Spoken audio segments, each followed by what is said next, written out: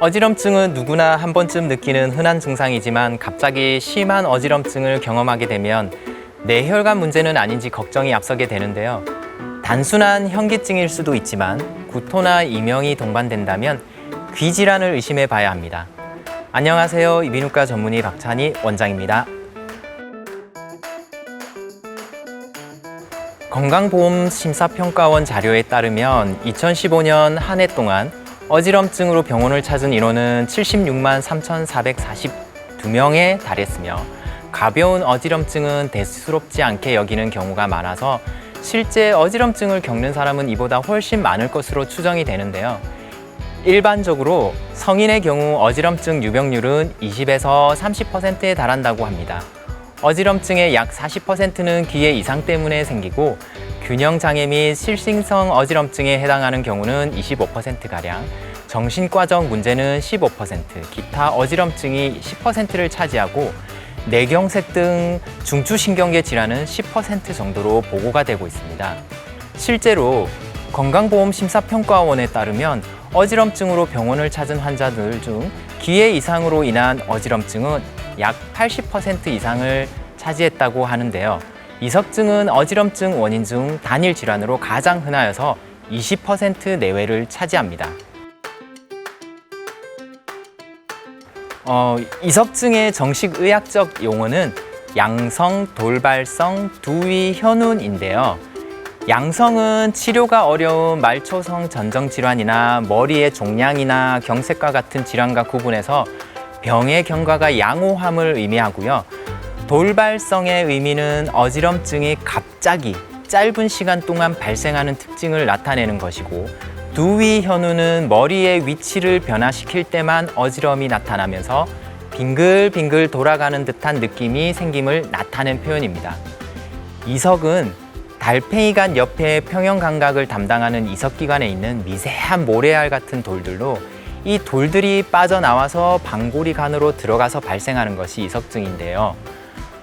원인은 대부분은 알 수 없는 경우가 많고, 머리에 충격이 가해지는 외상이나 전정신경염 편두통에 동반되어 나타나는 경우도 있고, 유전적인 소인이나 혈관의 허열에 의해서 발생하는 것으로도 생각되고 있습니다. 최근 골다공증 및 혈중 비타민 D 수치와 이석증의 발생 사이의 연관성에 대한 많은 연구가 진행됐는데요. 골다공증과 이석증의 발생 사이의 연관성이 많이 제시되고 있습니다. 한 연구에서는 50세 이상의 여성을 대상으로 조사한 결과 이석증 환자들에서 이석증이 없는 사람들보다 골다공증의 유병률이 높게 나타났는데요. 이석은 탄산칼슘으로 구성된 결정체로 결국 칼슘 대사가 떨어지는 것이 연관이 되어 있는 것으로 보이는데요. 그래서 비타민 D, 골다공증, 폐경기 호르몬 변화로 인한 칼슘 대사 장애 등이 원인으로 거론이 되고 있습니다. 이석증은 양성 돌발성 두위 현운이라는 명칭에서 알 수 있듯이 머리를 일정한 방향으로 움직이거나 일정한 위치를 취했을 때 짧은 시간 동안 지속되는 빙글빙글 도는 양상의 어지러움이 주 증상인 질환인데요. 특징적으로 아침에 잠자리에서 일어날 때나 돌아 누울 때, 잠자리에서 들 때 발생하고 위를 쳐다볼 때나 고개를 숙일 때도 나타날 수 있습니다. 즉, 특정 자세에서 반복적으로 발생하는 특징이 있는데요. 머리를 움직이지 않고 가만히 있으면 곧 좋아지는 것도 하나의 특징입니다.